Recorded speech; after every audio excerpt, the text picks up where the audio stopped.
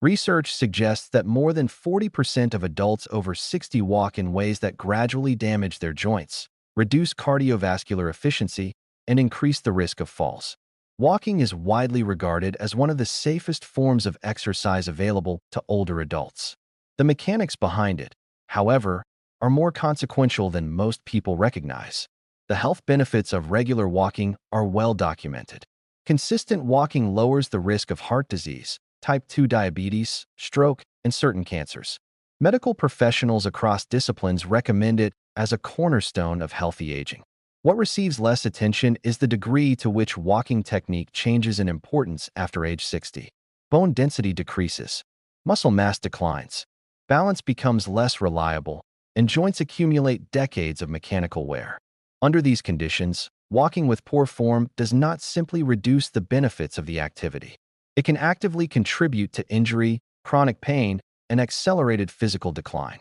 A study published in the Journal of Aging and Physical Activity found that older adults who walked with poor posture and improper technique had significantly higher rates of falls, chronic back pain, and cardiovascular inefficiency compared to those who followed correct form.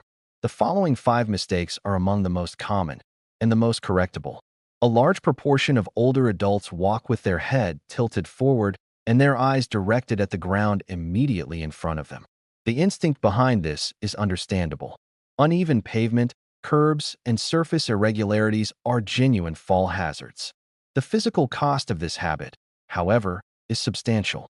Biomechanical research has shown that a forward head tilt of just 1 inch adds approximately 10 pounds of compressive force to the cervical spine. Sustained over the course of a regular walking routine, this contributes to chronic neck pain, upper back tension, and rounded shoulders. It also restricts the full expansion of the chest cavity, reducing lung capacity and placing additional demand on the cardiovascular system. The corrective adjustment is straightforward.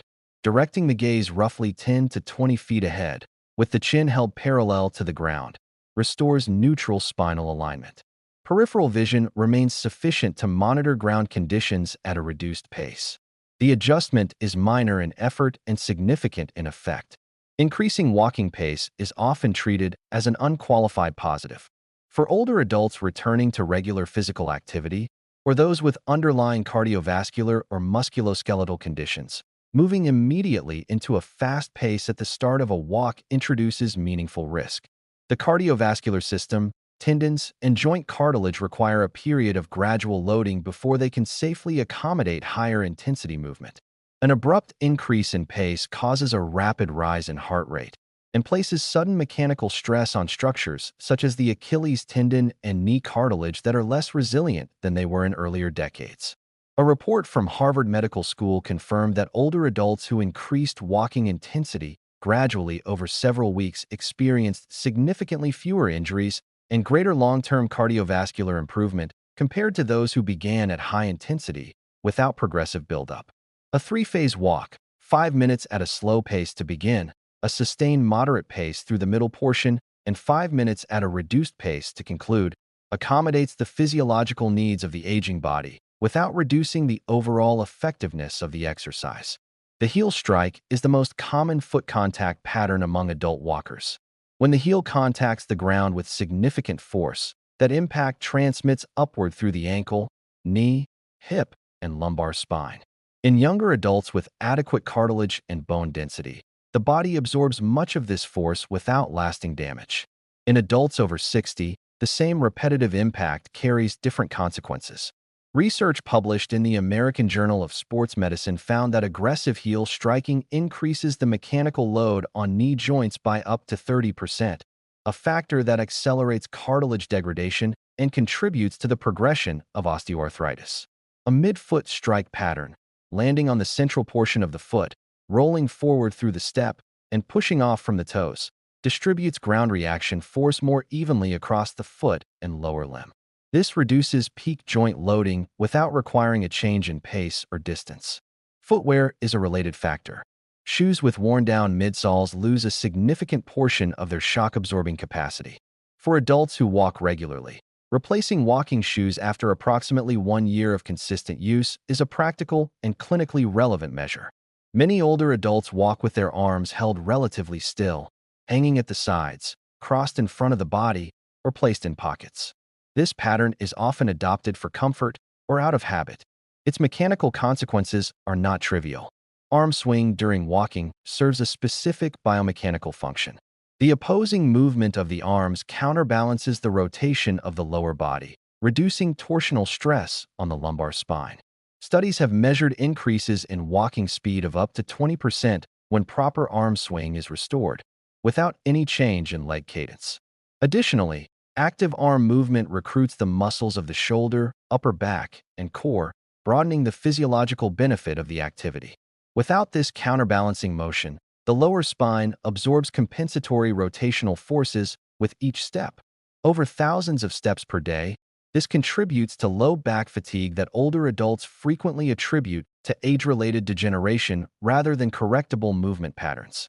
The recommended position is elbows bent to approximately 90 degrees, with hands relaxed and arms moving in a straight forward and back plane rather than crossing the midline of the body. Unstructured walking. Walking at a comfortable pace for an indefinite duration, without variation or planned progression, provides meaningful health benefits up to a point. Beyond that threshold, it is insufficient to sustain the physiological adaptations that protect against muscle loss, bone density decline, and cardiovascular deterioration. The body adapts to repeated stimuli. A walking routine that does not change in intensity, duration, or surface variation will eventually cease to produce new cardiovascular or musculoskeletal benefit.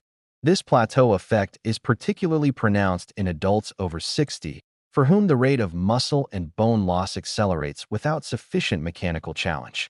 A landmark study published in The Lancet found that structured walking programs, defined by set frequency, progressive duration, and deliberate variation in terrain or pace, reduced all-cause mortality in adults over 60 by 35% more than unstructured walking of comparable duration.